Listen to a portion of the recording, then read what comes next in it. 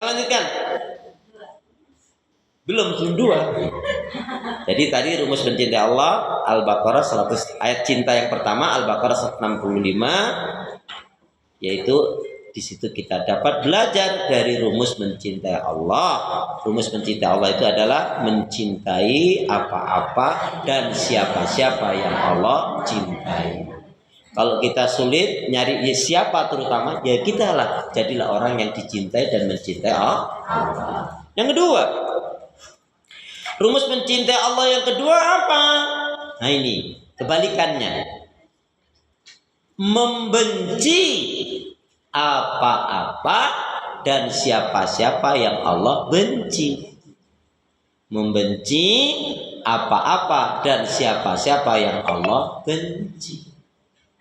Allah benci yang namanya maksiat dan dosa. Tinggalkan maksiat dan dosa. Kenapa? Karena kemaksiatan dosa itu akan menggelapkan hati, membuat jiwa nggak tenang, rasa beban hidup ada. Kayaknya serba salah aja.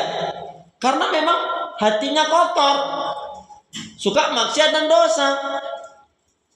Contohnya orang yang hatinya kotor atau orang hatinya berpenyakit gampang. Contohnya Bu, ya, tetangga yang beli kipas angin, dia yang kepanasan.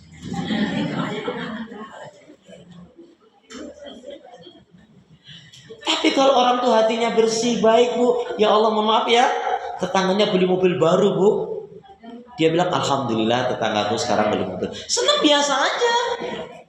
Enggak suzon, Allah itu paling nyolong, Allah paling korupsi, Allah paling ngutang, Allah paling gede. Enggak, dia nggak mau pikir yang jelas-jelas, nggak ada. Apa rahasianya? Apa rahasianya? Apa rahasianya? Ya, salah satu rahasianya adalah karena mobil dia lebih bagus Bu dari tetangga. Ya Allah, ya Allah. Allah benci yang namanya tadi maksiat dan dosa, dia tinggalkan. Allah benci yang namanya apa? Ini hasad, iri, dengki, dendam. Enggak mau dia. Allah benci kepada orang yang suka berkata-kata kotor. Enggak mau dia berkata-kata kotor. Enggak mau dia. Allah benci dengan orang yang suka boros, mubazir. Bu, mohon maaf ya, termasuk mubazir kalau ibu biasa buang nasi walaupun itu hanya sebutir nasi. Iya, emang ibu bisa buat nasi? Nanti diminta gimana? Nyayur jangan banyak-banyak kalau nggak mau dihabisin. Hati-hati lah Bu, gara-gara itu nanti diminta bertanggung jawab oleh Allah. Itu kan dibenci oleh Allah. Innal mubadzirina kanu ikhwana sayatin wa kana syaitanu li rabbih kafura. Surah 17 ayat 27. Sesungguhnya pemboros-boros, pembadzir itu adalah temannya syaitan, dan syaitan sangat ingkar kepada Allah. Bu, Allah benci dengan namanya apa? Gibah, ngerumpi, ngegosip. Jangan gibah, ngerumpi, ngegosip. Jangan punya sifat hasad, karena hasad itu dibenci oleh Allah. Ada kan Bu? Yang hasad, iri, dengki, dendam itu ada ungkapannya gini, di langit ada matahari, di bumi ada orang iri. Teman sahabatnya dapat rezeki, dia malah oh gitu ya. Astagfirullahaladzim. Allah benci yang namanya dusta. Jangan dusta. Ibu mohon maaf, biasanya yang suka berdusta itu ibu-ibu atau emak-emak?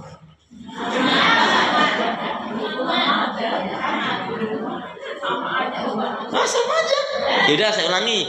Ibu-ibu biasanya yang suka berdusta ibunya anak-anak atau kaum istri? Oh itu juga. Udah diganti lagi kalau gitu. Ibu-ibu biasanya yang suka berdusta suami atau istri?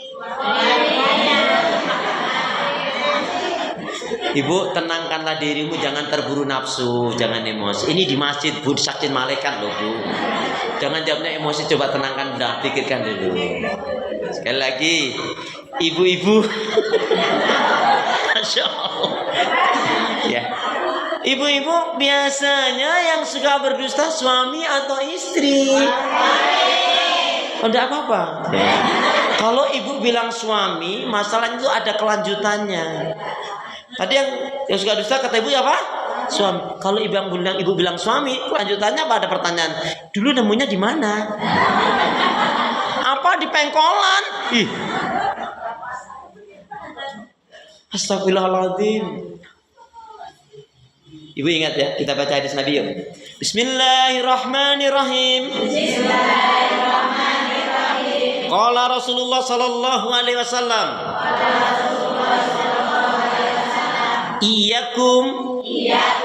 Iyyakum wal kadhiba. Fa'inal kadhiba mujanibun lil iman. Iyyakum wal kadhiba. Fa'inal kadhiba mujanibun lil iman. Jauhilah oleh kalian akan berbuat dusta, karena sesungguhnya dusta itu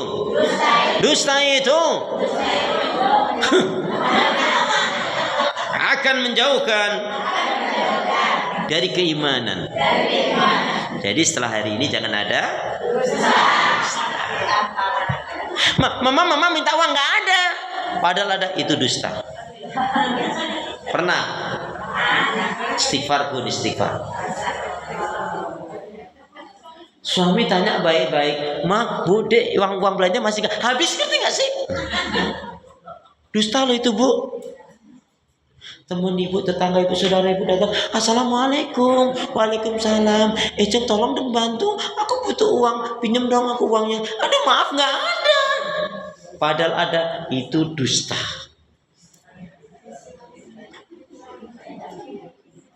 Gimana, Bu?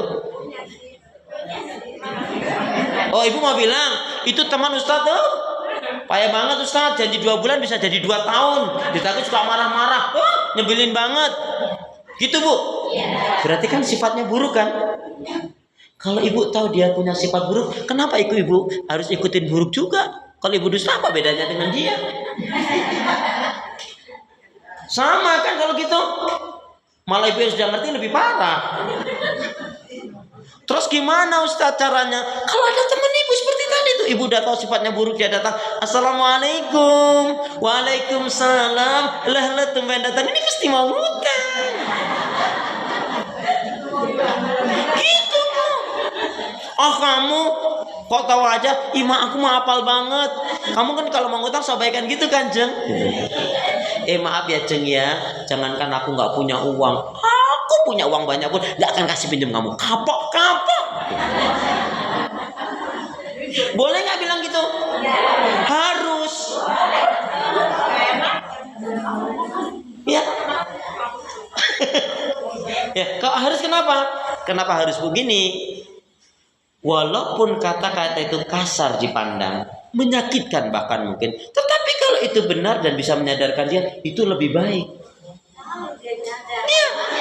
Kalau ibu bilang, "Loh, nanti mohon maaf, kalau ibu diputus sama dia, alhamdulillah, kehilangan teman yang nggak baik, kok sedih, kenapa, Bu?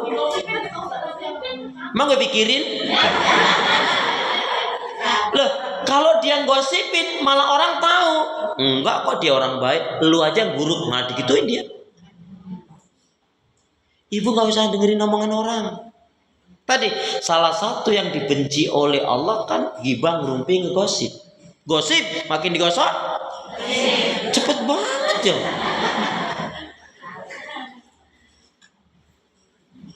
Untuk apa, Bu? Ya, ini akan diminta benar. Allah kasih kita telinga untuk apa? Allah kasih kita telinga untuk apa? Enggak. Nah, Allah kasih kita telinga bukan hanya untuk mendengar titik, tapi untuk mendengarkan yang baik-baik dan bermanfaat. Harus catat itu. Kalau hanya untuk mendengar aja, wah masalah. Nanti ke pop masuk, dangdut masuk, campur sari masuk, ghibah masuk, ngerumpi masuk, fitnah masuk, tausiah malah nggak masuk. Udah ketutup kok. Nauzubillah nih. Makanya Bu, mulai kenapa kok kita disuruh menjaga telinga? Jangan agar kita nggak mendengar yang buruk-buruk. Manfaatnya nggak ada. Kenapa kita jaga mata? Biar kita nggak usah ngurus-ngurus orang lain, fokus dengan amal kita. Biar kita nggak ngerendahin orang lain. Ya. Kenapa kita jaga lidah? Karena umumnya kebanyakan dari pria ataupun wanita masuk neraka dikarenakan lidahnya. Ada kesamaan. Betul ini. Di poin ini nggak ada yang menyangkal.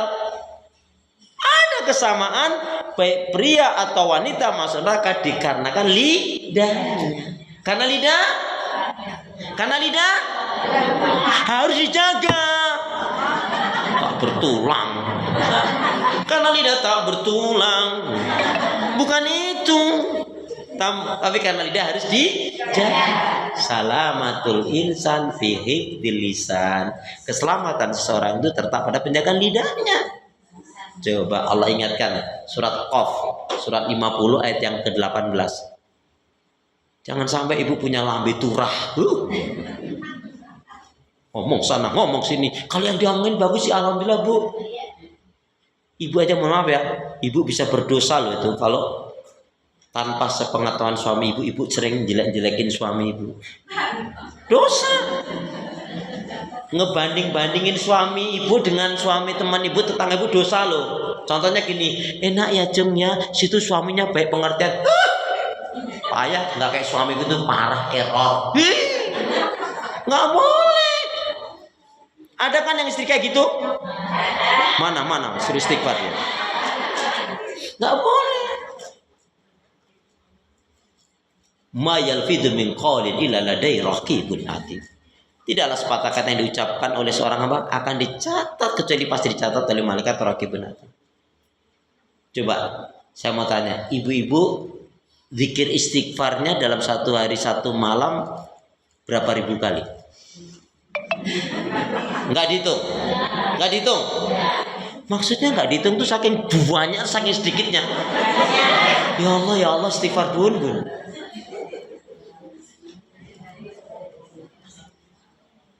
Mohon maaf ya, saya kok teringat ya, ada nasihat dari Bini Sepuh. Apa nasihat dari Bini Sepuh? Ajining diri gumantung ing lati, ajining kok gumantung ing busana. Dok.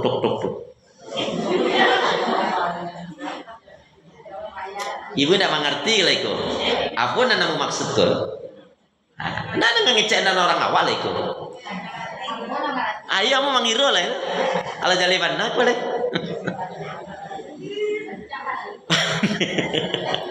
Ajining diri gumantung ing lati, ajinirin kok gumantung ing busana. Harga diri wanita itu Bu, baik tidak buruknya wanita lihat dari tutur kata bicaranya. Makanya kalau seorang laki-laki, maaf ya, kalau seorang laki-laki kok dia punya istri, udah kurang cantik, judes, cerewet, bawel nyinyir. Musibah banget itu Ibu. Dan cara dia berpakaian. Rinenggo gumantung ing busana itu apa? Cara berpakaian ini bukan apa? Kiasannya itu akhlak perilakunya. Ibu mesti akan terpesona. Ya Allah, ibu itu cantik, kaya, pendidikannya baik, ilmunya banyak, tapi rendah hati orangnya, baik, sopan, santun, bijak. Ya Allah, ngomongnya lembut, nggak kasar kayak aku. Kalau gitu. Kalau mau jujur gitu mending. Kan senang kita gitu kan Bu ya. Miliki sikap seperti itu. Semua yang Allah benci Bu. Allah benci yang namanya sombong. Jangan sombong. Bakal mati aja sombong. Maka Allah benci dengan yang namanya kikir, bakhil, pelit, medit, koret, kedengkut, sampili karyang. Anu mengecek orang awal ini. Ondai mandi lain. Sampili karyang, ciki karyang, assalamualaikum. Jali mana lah yuk. Biarin BSI nggak ngerti biarin. Jadi mau Allah benci yang namanya kikir, jangan kikir karena keberkahan hidup nggak ada nanti. Ya, Allah benci dengan yang namanya dusta, jangan dusta. Semua yang dibenci oleh Allah ya kita jauhi. Jangan lupa lo tadi saya kasih PR ibu satu lo PR-nya. Satu saja. Tolong sebutkan 31 penyakit-penyakit hati. Nanti ibu kasih ke Bu Esi ya. Cukup menulis saja, nggak usah kasih namanya S aja Bu. Nanti kalau nggak nanti ketahuan. Maksudnya ibu kalau sudah tahu itu nanti kita kasih terapinya. Iya loh Ustaz, aku ini suka marah-marah. Ada loh yang suka marah-marah Bu, hampir tiap hari marah-marah. Tuh sampai temboknya hampir gemetar tiap hari tuh. Ayo cepat, mama capek. Ada nggak yang kayak gitu? Astagfirullah. Lah, terus untungnya apa? Ya kalau cepat. Ibu perhatikan ya. Harus belajar dari Imam Ghazali. Seorang ibu ataupun seorang ayah atau orang tua ketika dia memarahi anaknya sampai berlebihan, apalagi sampai ketika dia marah, kata ibu, sekali dia memarahi anaknya itu sama saja dia membuang 10 kecerdasan. Makanya kalau Allah nggak kasih kecerdasan yang banyak pada anak-anak kita, udah tahu anaknya udah kayak apa sekarang Bu. Iya. Mohon maaf, ibu jangan berlebih-lebihan dalam memarahi anak, jangan pilih kasih dan jangan terlalu berkasar-kasar sama anak. Kenapa? Karena ibu nggak ngerti kita nih Bu, di usia tua kita nanti kita berlabuh di anak yang mana. Tahu? Ingat itu Bu. Lagian marah itu Bu, marah itu apa? Marah itu buang energi, datangin penyakit dan mempercepat mati. Ibu ini masih muda atau sudah tua? Sudah tua. Wah nggak marah saja sudah tua. Makanya banyak istighfar Bu. Ibu zikir istighfarnya sama ngobrolnya lama mana? Istighfar Bu.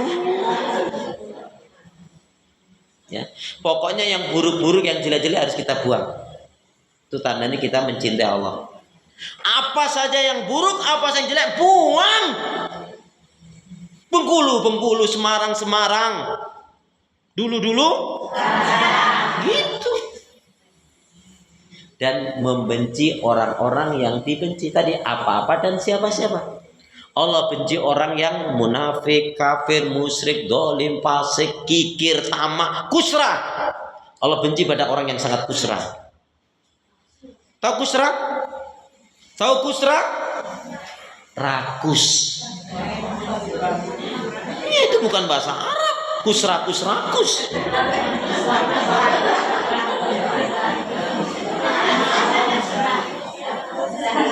Ya Allah. Iya kan?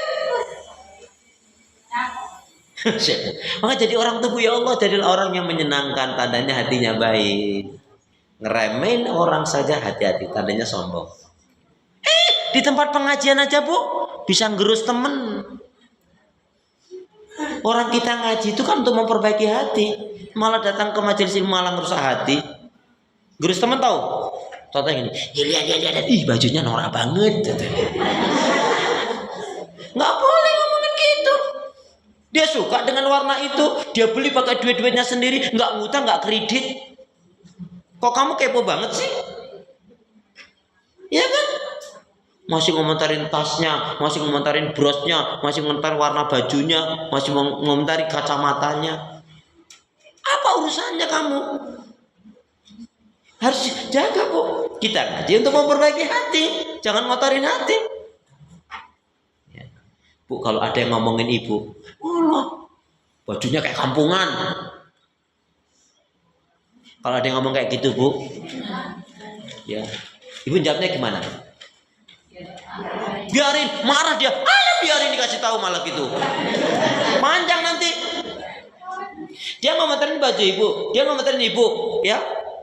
Ibu jawabnya gimana? Jawabnya santai aja Bu. Jawabnya gimana? Kalau dia bilang, baju norak, baju kampungan dipakai, gitu. Baju murah dipakai. Ada kan yang ngomong orang usil itu ada aja kan? Ibu jawabnya gimana? Dingin ya. Gak usah dimasukin hati Bu. Kalau ibu masukin hati ke pikiran ibu, ke hati ibu semakin kotor kita ini. Makanya rumus mencintai Allah ini harus kita pahami betul. Coba kalau ibu mau masak dengan ikhlas, kan berkah itu kan. Kalau ibu masak sambil gedumel, udah nggak enak, asin terus lagi.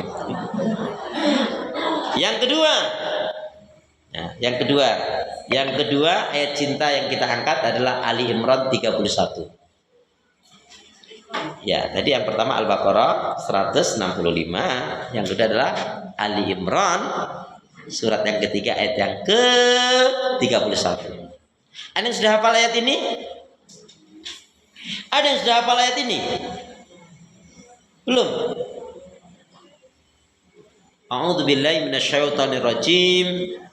Qul in kuntum tuhibbunallaha fattabi'uni yuhibbukumullah wa yaghfir lakum dzunubakum wallahu ghafurur rahim.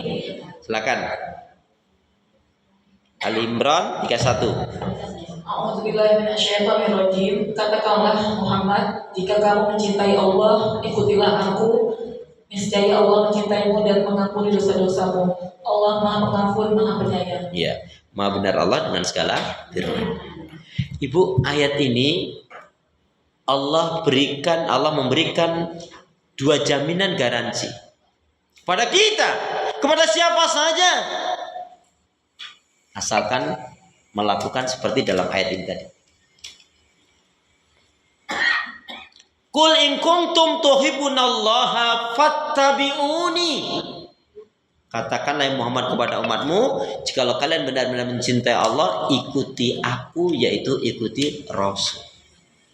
Bu, mengikuti Rasul itu dalam hal apa? Ya dalam hal keimanan, tauhid, ibadah, akhlak, mengenai sholat, mengenai rumah tangga, tutur kata, muamalah, berbisnis, bersikap. Siapa yang dia betul-betul mengikuti bagaimana caranya Rasul, dia berusaha mencontoh yang dilakukan Rasul tadi dalam keimanan tauhidnya, dalam ibadahnya, dalam akhlaknya, ya, dalam bermuamalah, dalam bertetangga, dalam bersahabat, dalam bergaul, dalam membina rumah tangga, berusaha mengikuti tuntunan Rasul, seperti juga dalam berbisnis. Apa? Dua jaminan garansi yang Allah berikan kepada kita. Apa itu?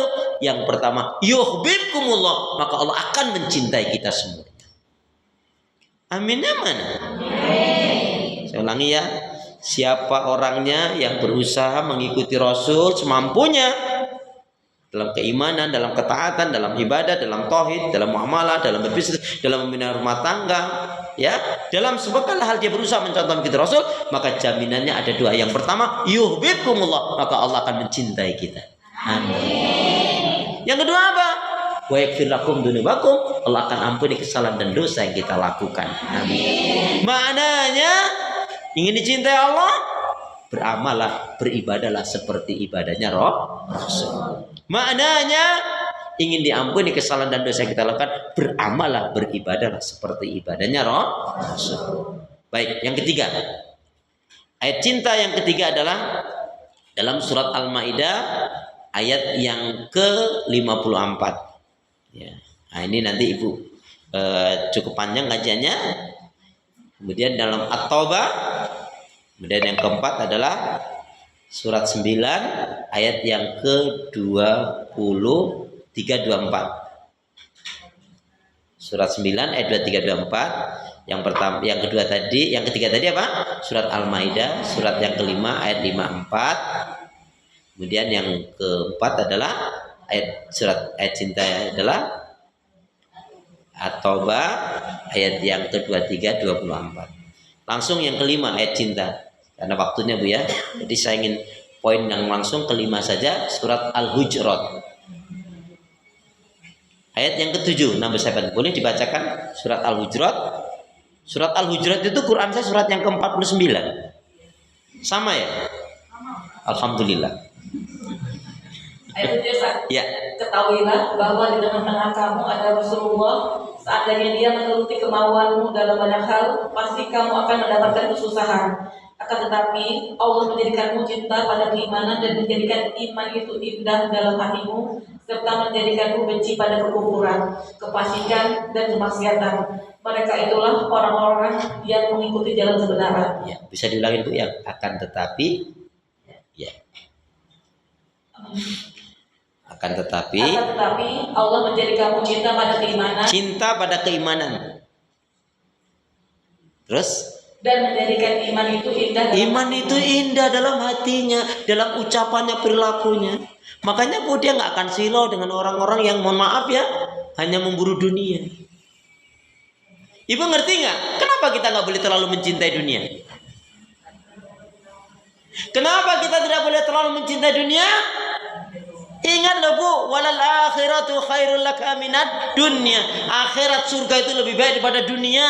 Ingat loh Bu, dunia ini hanya sebentar. Ingat loh Bu, dunia ini hanya sebentar. Akhirat sebentar lagi. Loh, iya kan? Karena kita akan menuju akhirat, berarti akhirat sebentar lagi. Dunia akan kita tinggal. Ini ayat cinta yang menyadarkan kepada kita. Walakinnallaha hababa ilaikumul iman. Tetapi Allah tanamkan keimanan, kecintaan iman, dan semuanya itu ukurannya iman. Nih, cara orang yang beriman mengukur, menilai namanya kesehatan. Ibu mahalnya sehat, bernilainya sehat, berharganya sehat itu kapan? Kalau sekali lagi, ibu bernilainya sehat, berharganya sehat, mahalnya sehat itu kapan? Kalau enggak, siapa yang ngajarin kayak gitu? Tadi kacamata iman, cinta pada Allah tadi. Terus gimana? Mahalnya sehat, bernilainya sehat, berharganya sehat itu adalah ketika Allah memberi kita kesehatan, yang kesehatan itu kita gunakan untuk kebaikan ibadah dan amal solih. Itu baru keren. Banyak yang sehat tapi sombong. Banyak yang sehat malah ngumpi gibah, ngegosip. Banyak yang sehat tetapi ngungkit-ngungkit kebaikan. Banyak yang sehat tapi malah cerai. Banyak yang sehat tetapi nggak ibadah, nggak mau beriman. Banyak yang sehat tapi lupa diri. Iya tuh.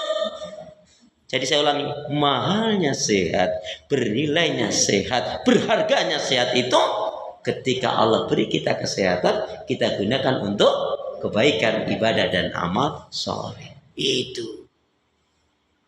Ibu pernah dengar ada orang ya, ketika dia susah, ya, ketika dia susah, dia sholatnya, doanya, zikirnya, tahajudnya dia jalan. Ada pernah dengar itu kan? Wah, dia susah ya Allah, dia sholat duhanya, dia tahajudnya, dia doanya, baca Qur'annya dia lakukan. Ketika dia susah, begitu diuji oleh Allah Bu dengan kelapangan rezeki, katakanlah dengan kecukupan, kalau nggak sampai kekayaan dia malah apa? Dia malah apa?